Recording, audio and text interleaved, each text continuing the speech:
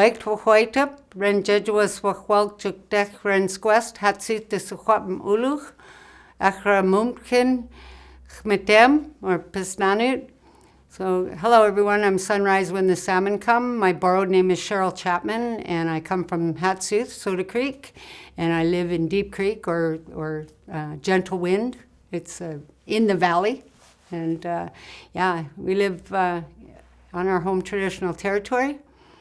And unfortunately, or fortunately, I guess, I was born in the United States, and I was raised across the United States. My dad was in the Navy, so I'm a Navy brat.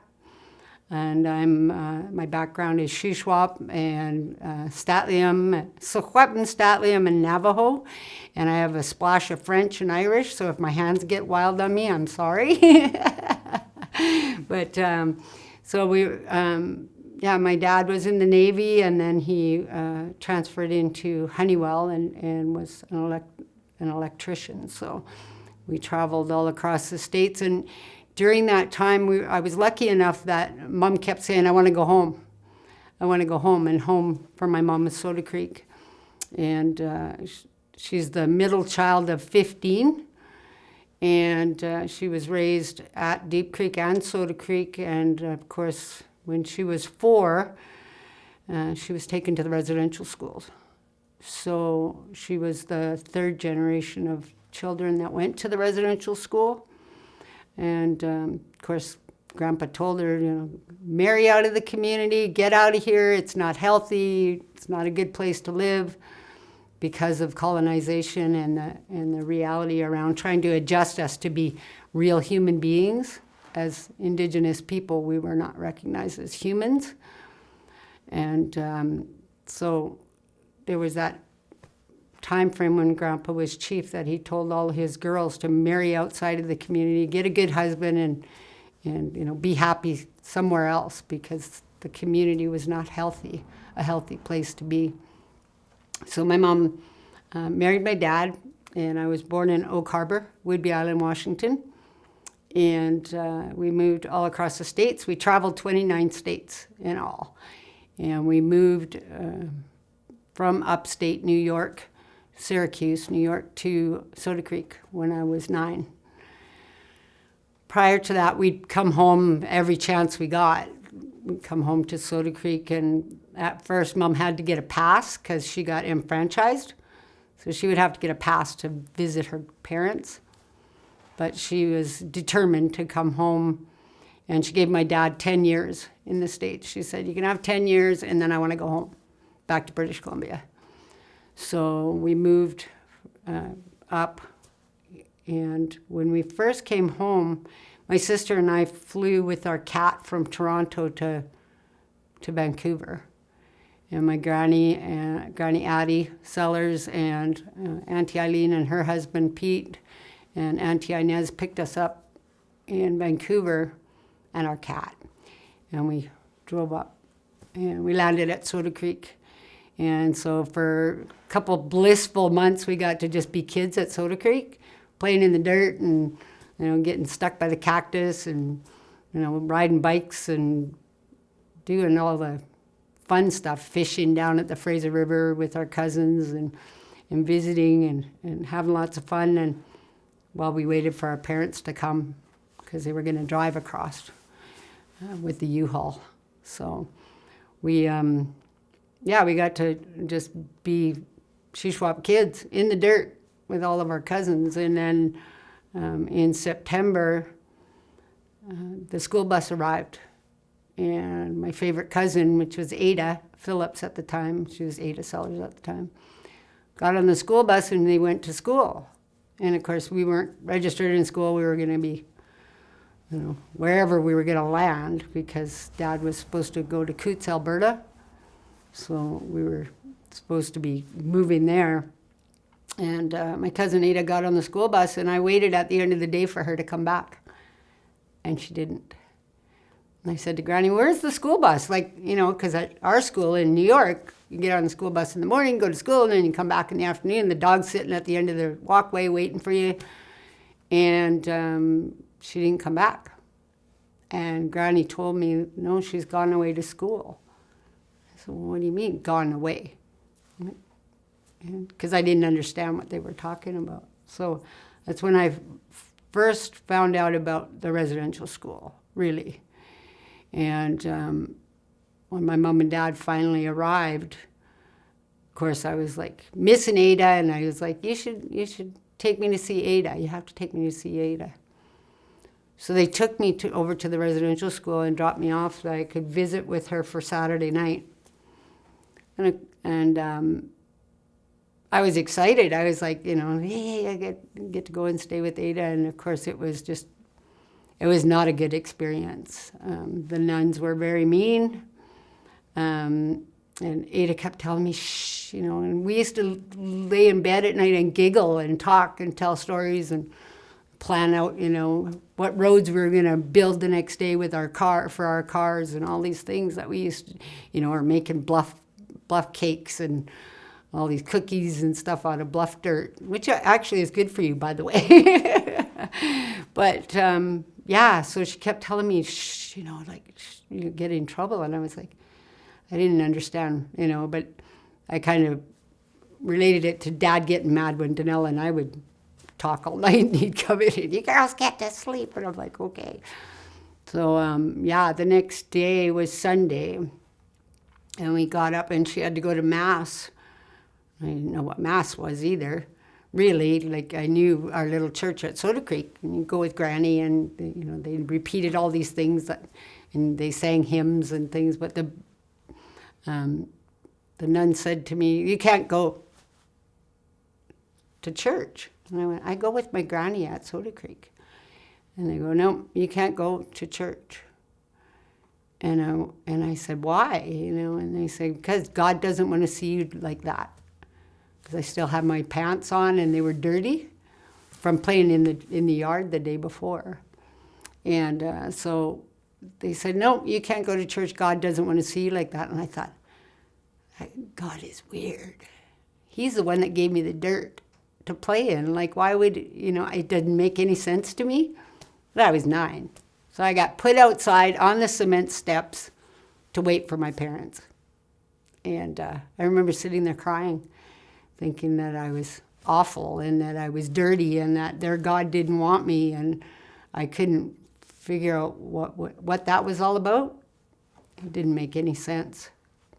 But and that's part of that trauma, right?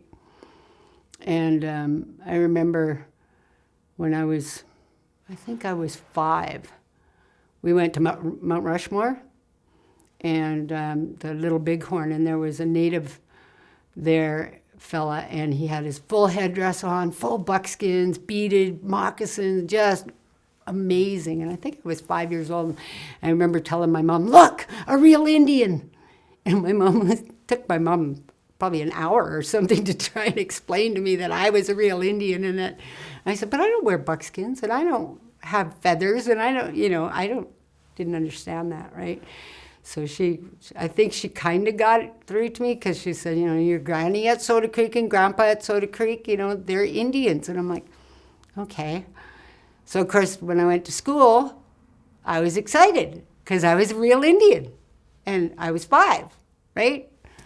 Well, as soon as I said that to the bus driver and my little friend on the bus, it was like, to the back of the bus. So my sister, who's 2 years older than me, got sent back to the back of the bus as well. And she's never forgiven me for that, for telling people that we were Indians. So, there's all those little things, right? And you can go right back for that real disconnect about who I was. And not really sure about even who I wanted to be based on that reality, because you're supposed to be in a family, and you're supposed to be, here's your path, and everybody's a doctor, or everybody's a lawyer, everybody's an electrician, everybody's, like that sort of family traditional way of doing things. And I got really confused by all of it. I think that there was a lot of angst in my little world. And so I grew up, in Williams Lake, Prince George. After we moved up to British Columbia, we moved to Prince George, and then I was the only Indian in the whole school. And then there was a young lady, Tina Panook, that was adopted by a white family, and she ended up at our school. And she was the second Indian in the whole school. So, and instead of going back to back and sticking together, we fought, which was silly. We should have been best of buddies and just went, no way, nobody's taking us down. And, but yeah, so, being brought up confused, I guess, and not really fitting in. I wasn't white and I wasn't Native and I wasn't accepted on either side. So I never really anchored myself as to who I was or where I belonged. And then, I dropped out of school after grade 9. I just started grade 10, by then I was already into the drugs and alcohol and running away from or trying to figure out where I was going or who I was supposed to be. And, it became a crutch, I guess, to just act like it didn't matter. Sink myself into drinking and drugging and just partying and having fun with whoever was there, and recognizing much later that it wasn't that much fun. The world wasn't a healthy world that I was in, and taking odd jobs, Boston Pizza and A&W and inventory services, different things just to survive. And working to drink, working to drug, working to party, was that was my life. That was it for quite some time. And then when I was 22, I was told I could never have kids. So I was like, I almost felt like, oh, bonus. I don't have to worry about kids, right? I can just keep being crazy and doing whatever I want to do. And when I was 22, I actually got pregnant with my son. I was 21, got pregnant with my son, and the doctors were floored. They were like, what? You're not supposed to be, And Mom said, it's a miracle, just go with it, just come home.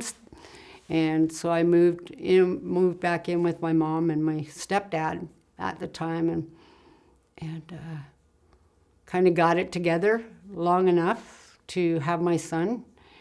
And of course, he's got some fetal alcohol effect because of it. I was in that space at the time and didn't realize that that would harm the baby. Or I've been trying to think about that, and I think I didn't realize I was pregnant because I was told I never could get pregnant. So it was like, I'm just feeling sick because I drank too much or whatever. All the excuses went through my mind at the time. And then when I finally figured it out, my poor son has to live with that reality now. So,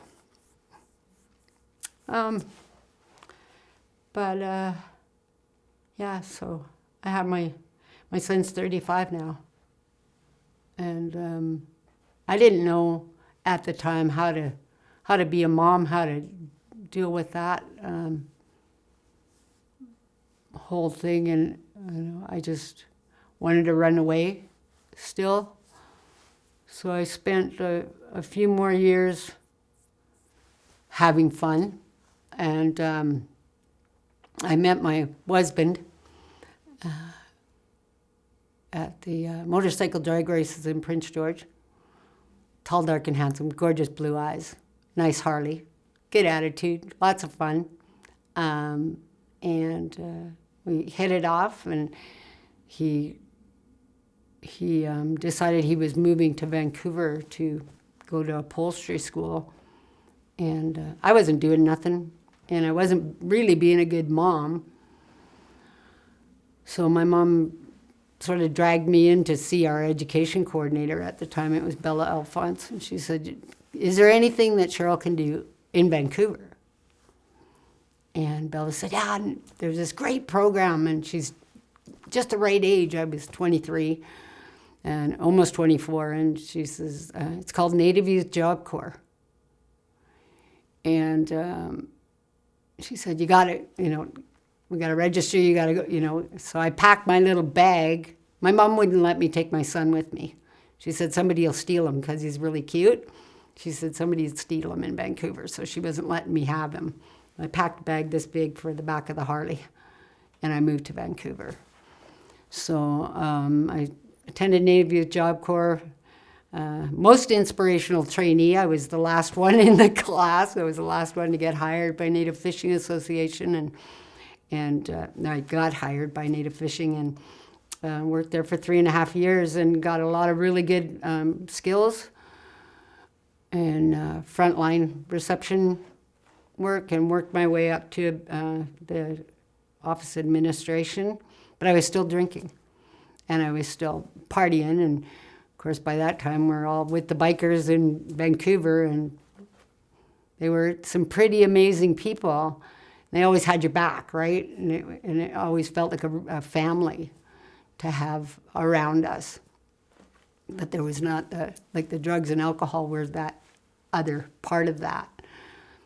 And so in 1991, the beginning of 91, I was having one of my episodes where I just wanted to move home. I just wanted to be with Lincoln. I wanted to be home. And Chappie came home and he said, how many weeks notice do you have to give to leave work? And I said, why? He says, I got a job in Williams Lake. He said, I can take you home. And I was like, oh, man. I gave my 2 weeks notice and we moved home to Williams Lake at the beginning of 1991. And the reality was that my insanity was waiting here for me when I got home. The traumas, the chaos, the abuse, the sexual abuse, the physical abuse, the emotion, all of that stuff was waiting for me when I got here.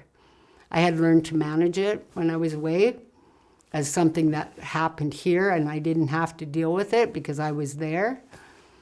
When I got home, it was here, and it was waiting for me. So Chappie had a job, and I didn't have a job. And so I just, went out partying with all my old friends and went back to the ranch, to Lakeview, and I was having all kinds of fun, supposedly fun.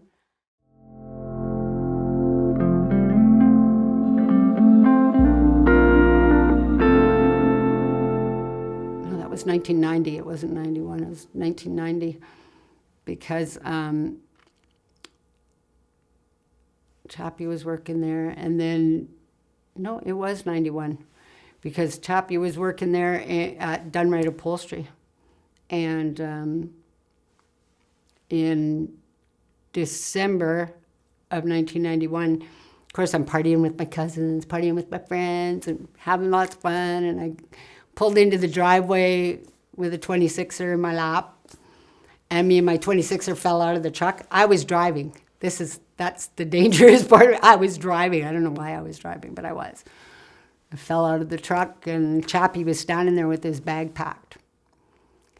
And I said, where do you think you're going? And he says, I'm going back to Fort Nelson. I can't do this anymore. And I went, can't do what? You were partying with me up till the other day, you wimp, blah, blah, blah, right? And I was trying to guilt him into and I've examined that. Believe me, it was a horrible thing to do. But that reality, when I was standing there going, you can't leave. Who am I? Where would I be? What am I?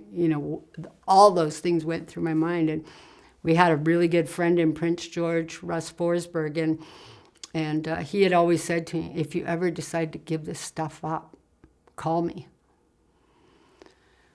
So Chappie and I went in the house, and I said, I'm phoning Russ. And he goes, really? And I said, yeah. I said, I think we need to phone Russ.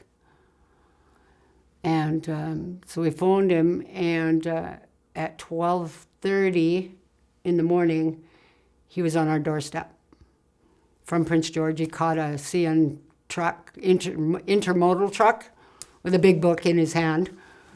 And he's banging on the door. Are you guys okay? You know, and it's like, yeah, come on in. So that night, that was December 29th, 1991. That night we went to our first AA meeting with Russ. And you know, for the next year, we went to AA meetings all the time. And I always felt like it was really structured, which is probably what I needed at the time, because it gave me a whole bunch of tools that I had no idea I needed. And I was lucky enough, 8 months into my sobriety, the reception position came up at the alcohol and drug program at the Caribou Friendship Society. And George Keener was the chair of the board there. And I went in for my interview, and one of the requirements is a year of sobriety. I had all the training and I had all the skills. I just didn't have a year of sobriety. And I told them that. I said, you know, I have everything you need except for the year of sobriety. And they decided to give me a chance.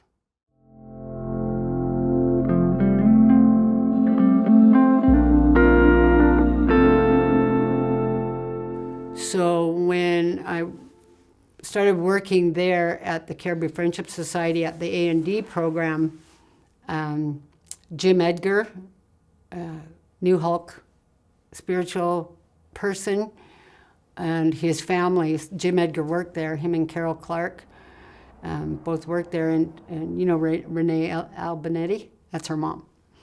So Carol was there and Jim Edgar was there, and Jim and his family, very spiritual people, they're from the New Hulk Nation, but they adopted the powwow lifestyle and introduced me to that. And said, you know, you need to listen, hear the drums. You need to feel the drums. You know, and taught me about smudging and prayers and making sure that I'm taking care of me, so that I can take care of others, especially my son. And so yeah, it was really interesting to be a part of that.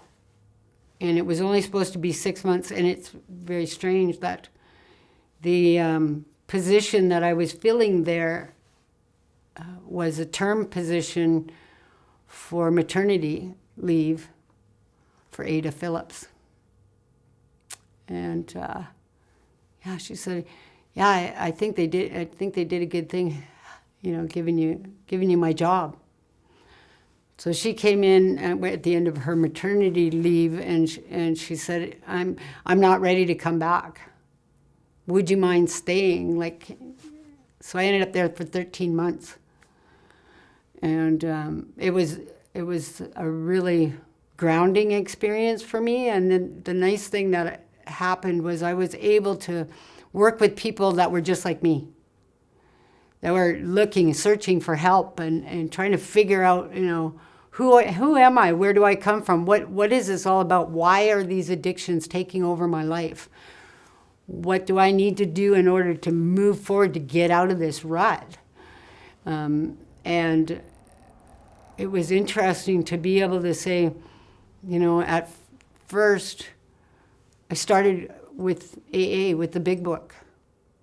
And then I learned about my history and my culture and the traditional ways of the powwow people and New Hulk, which was really interesting.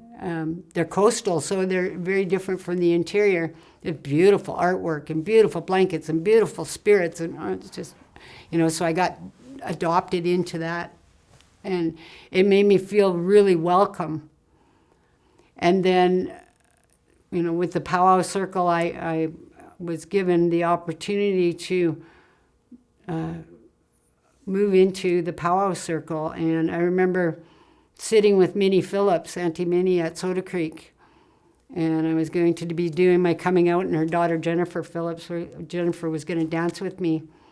She was making my first pair of moccasins while I was sitting there, and she was telling me, this is a hard road, and these moccasins aren't very thick, so you're gonna get hurt sometimes.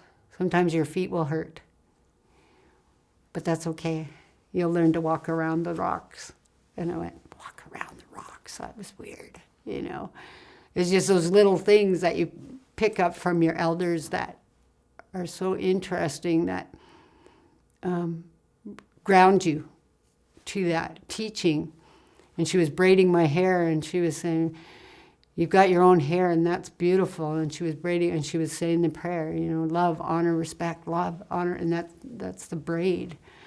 And it's grounding yourself into those prayers. And then the teachings about every step in the arbor is a prayer. And it's a prayer not only for yourself, but for the people that can't dance, for those that can't walk, for those that aren't in that place yet. So remembering that you have others following you. So it was interesting to get that aspect connected into who I am. And it was neat to be back at Soda Creek, because that's where a lot of my trauma started. Sexual abuse the first time when I was 4 years old was at Soda Creek. So going back to that place and going, you know what, I'm big enough now that I'm okay. And then going back in my mind and thinking of all the wonderful things about Soda Creek. You know, the clay, driving our cars in the clay, and sliding down the bluff, and fishing with our cousins, and packing my first salmon up the hill, and finding out it was a spring salmon plus a little salmon, and I was the tiniest always, you know, and riding bikes and sitting on the crossbar, and Chuck driving this 10-speed on a gravel road downhill as fast as possible. And I never got hurt. I don't know how I managed that, but I never got hurt. You know, and try to remember all those things about Soda Creek, and my granny, and sitting on the porch with my grandpa, and him telling me the stories, and sneaking into this Scalia, into this smokehouse, and Uncle Willie sitting there, old Smudge sitting there watching the salmon as it dried and smoked, and him sneaking me a little piece and telling me stories about the salmon and about the life that it brought to us on the river, and how we have to take care of the water and the land, and because it all looks after us. We're the poor ones. You know, we rely on everything out there, the earth, the water, the trees, the medicines, the animals. We have to rely on them for our own survival. So I remembered all those stories as I was there in the arbor, and taking those first steps, and recognizing that that's what I needed to get back to. The arbor is a beautiful place, and the dancing and the drums and everything is a good way to ground yourself. But the reality is our land, our Chapman land, is what I'm really connected to. That spirit part of me is connected to the Fraser River and Hatsuth, and the Heritage Village came about after that. And, you know, all of those things, that connection was what I needed. So I had the opportunity, like I was saying, I got to sit with Auntie Minnie, and of course Uncle Ralph's there, Ralph Phillips, and you know, and going back to that, reconnecting to the Chapman part of myself, and learning, you know, our medicines, and learning about our lands, and the resources that have kept us alive for multiple generations, and understanding that when I was little and Grandpa gave me Devil's Club, he was giving me a medicine from the land to help me to heal, because with the trauma and my physical reaction to the mental aspect, because there's a physical response to every trauma, was eczema, and I had it everywhere, because I thought if I was ugly, then they wouldn't touch me anymore. So Grandpa, you know, helped me through that with the medicines from the land. He showed me the medicines, and he showed me how to make it, and he made me drink a gallon of it over a bit of time, of course, and basically cleared up the eczema. But just remembering every time that I was touched by our medicines, balsam tea when I had a cold, not realizing Granny wasn't trying to poison me. She was trying to make me feel better, right? So reconnecting with all of those things, and understanding our traditional ways of doing things are different than other communities. New Hulk, the prairies with the powwow and things like that. But the base piece of it is our connection to our land and each other. Intergenerational knowledge is passed down for the benefit of the future, even if it's the information about the trauma. We recognize that our intergenerational traumas created the parents that we have, the parents that we are, and turning that around and saying, okay, what do we learn from that? How do we adjust? It's like the changing seasons and the changing weather, with climate change and all of these things, and even this pandemic, like I was saying, we had to pivot. We had to change how we do things to survive. So I had to do that. I had to change how I do things in order to survive. And I had to also decide who I wanted to be based on who I am. So pulling that in and examining that whole thing has been quite a journey, quite an amazing journey. I've been clean and sober now for over 29 years. And there are times when I just want to be mad. I get angry, I get hurt, I get frustrated, whatever, and I want to wallow around and be mad, right? And stomp my little feet and say, this world sucks and I'm not happy here. I'm just going to go get drunk or stoned and I'll just give up.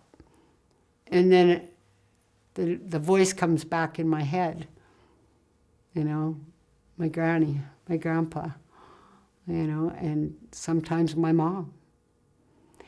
And that time that she stood in front of me and I was just hungover and sick and whatever, and I was mad at the world as usual, and I forget, my son was probably 3, and my little tiny mom looked up at me and she goes, "You need to get some help." And I went, "For what?" Right? And it was like, but I hear her, So that's my reminder. Get some help, reach out, message somebody, make a phone call, Zoom somebody, do something. Find Mike, whichever place he is, whether he's out getting wood or whatever. Just being able to surround myself with individuals that I can reach out to, and remembering that they're there. Because sometimes I get in my little squirrel cage and I think I'm all by myself and I can do it all myself and I have all these tools and what's the matter with me, and I start getting mad at myself.